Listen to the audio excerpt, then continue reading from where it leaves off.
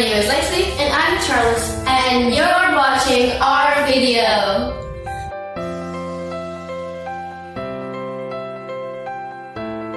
Guys, what is the greatest challenge joining this event? Our greatest challenge is, for me, is choosing my own story and creating my own song at first. While mine is creating my own script and speech. We would like to thank God, the support of our parents, teachers, and friends. Thank you and enjoy our video. Bye!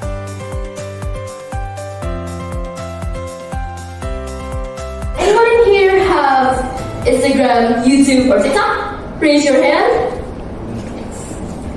Thank you. Those are what we call as social media. What do you usually do there? Scrolling through TikTok? Posting videos? Following a skincare hack tutorials even? Well, lately, social media has taken a big part of our daily lives.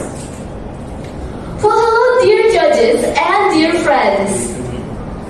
My name is Alexis Fiona Chandra, and I'm standing here right now to talk about the influence of social media on us as teenagers.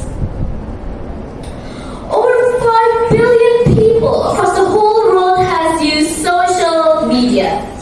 And surveys show that 90% of teenagers at the age of 13 to 17 years old use social media. In social media, if you don't give yourself limitation, it will cause negative effects to impact your life, such as spreading misinformation, or we could call it as a hoax. Social media can also increase our anxiety. How could it increase our anxiety, you ask? Well, we see a lot of perfect people on social media. They look smart, beautiful, anything you can ever imagine.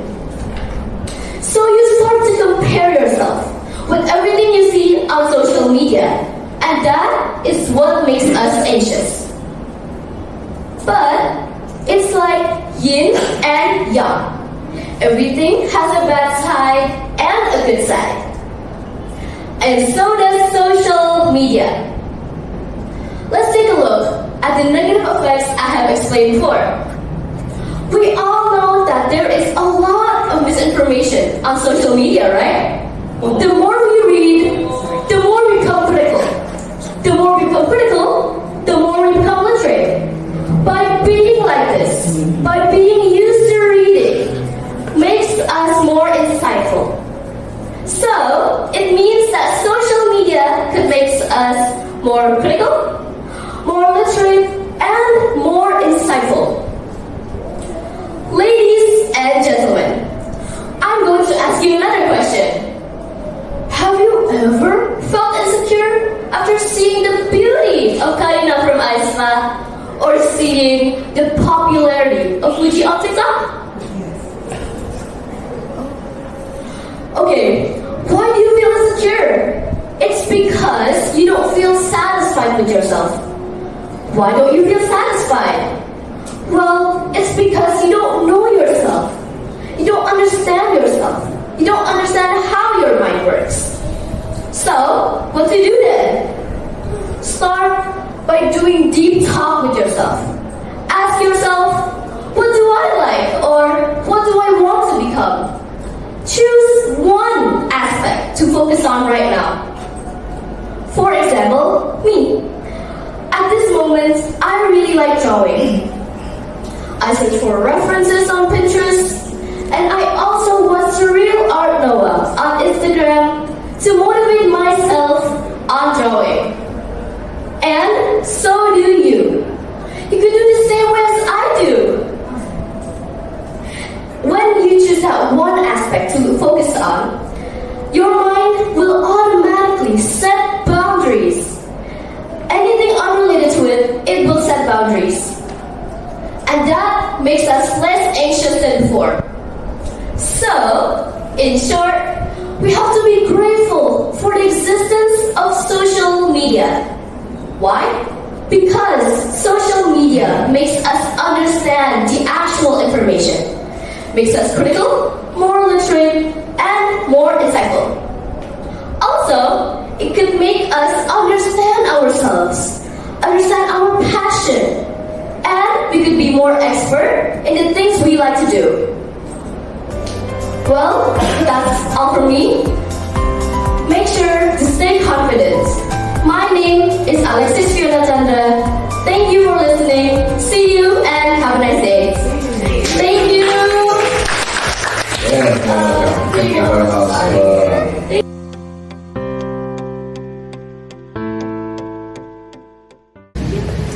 Hi judges and all participants, my name is Charlize Evangeline. Today, I'd like to share an interesting story from Sunda, West Java. There once lived a king who had two daughters. The eldest daughter was named Purworejo, and the youngest daughter was named Propinsi. One day, the king decided that his kingdom needed a queen, someone to replace him. The king carefully observed his two daughters as he thought, which princess? The next day, the king asked the princess to come. My daughters, today I will announce the next ruler of the kingdom, the crown princess. Purworejo, you are the first child of mine.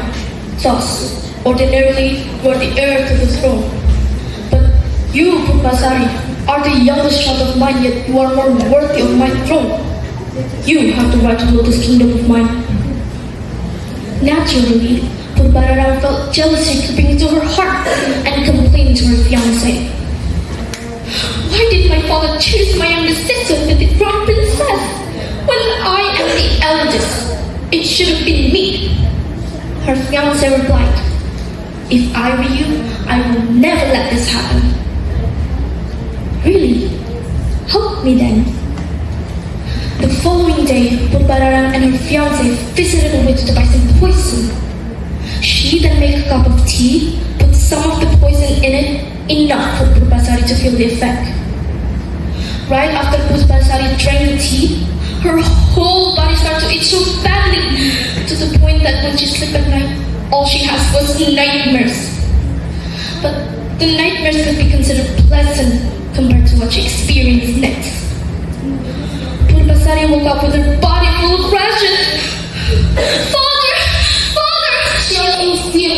Purworejo and the king rushed into the room hurriedly. The king was in utter shock. Purworejo, what happened to you? He cried as he tried to approach her, but Purworejo quickly interfered. No, father, no! She might be contagious! Contagious? The king could not believe his sight nor hearing.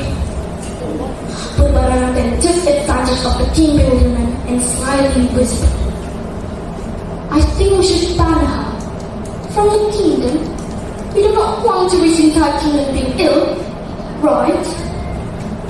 In her favor, the king weakly agreed. Purworejo was now banished from the kingdom and abandoned in a forest. But she was not alone. She befriended some animals, including one monkey named Lutong. Lutong was loyal and comforting to her. But seeing that Purworejo longed to go back to the kingdom, he wanted to do something for her. One day, Lutong summoned a magical pot and asked Purworejo to bake in it. As soon as she got out of the pool, her rash disappeared.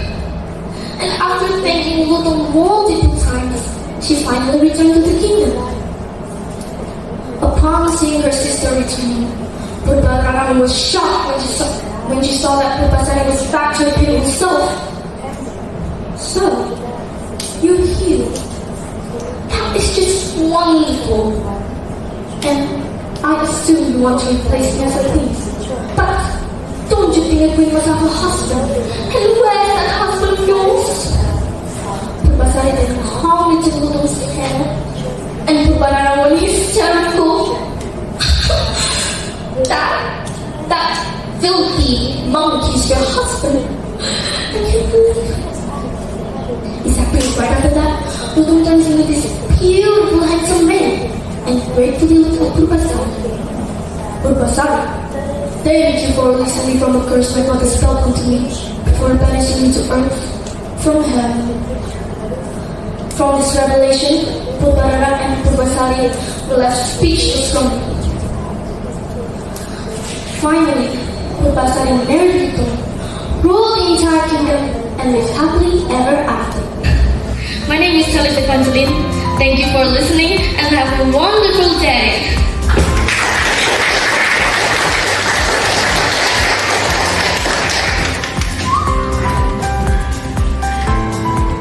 Okay,